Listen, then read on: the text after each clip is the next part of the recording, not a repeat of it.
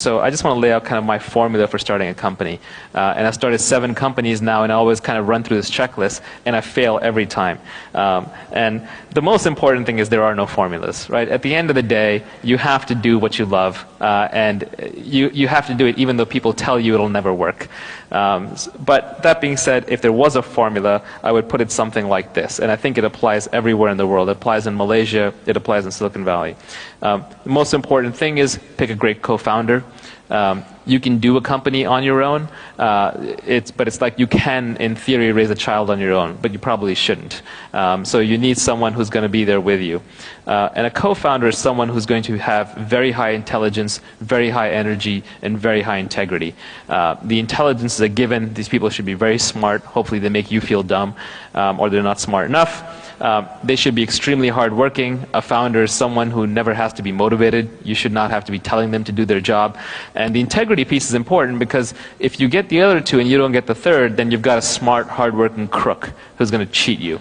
And that's the worst kind of person to be paired up with.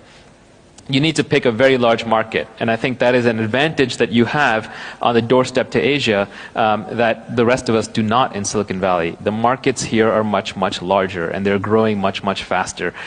So pick something that's very large so you can grow into it.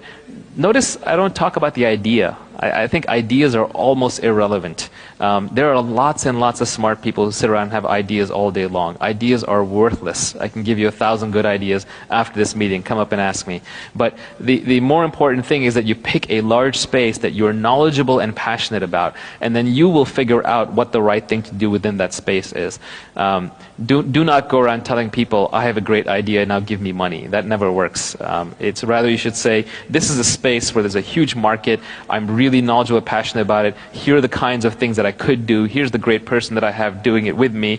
And here's the minimum viable product that we have built that will show that we can test in the marketplace. So basically, you do want to build something. Thanks to all the leverage that I talked about, you can actually build and deploy something before you go and raise money, especially if you have good coders on your team. You can iterate it to the point where you get what Andreessen calls product market fit, where your product matches up to what the market needs. And then you go and you raise money from people you trust, and you use that money to scale.